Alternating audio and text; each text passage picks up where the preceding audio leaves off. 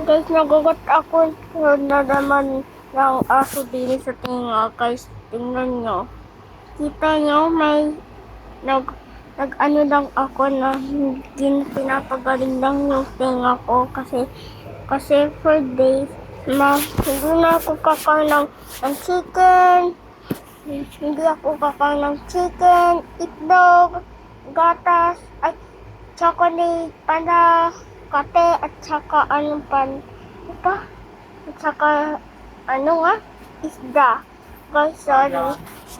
Sorry guys. Ang sad talaga guys. Nagpatulog pa nga ako. Guys, tingnan nyo kanina yung nagagat ako yung aso na dugo ng sobra. Grabe. So guys, kapag ano din nangyari sa inyo, sabihin nyo ang mama nyo at yung papa nyo kapag ginagat kayo ng aso din sa tenga din. Okay?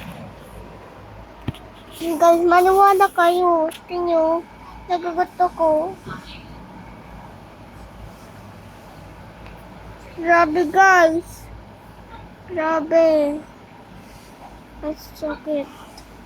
Kanina umiyak nga ako. Sobrang sakit. Bye guys. Good night.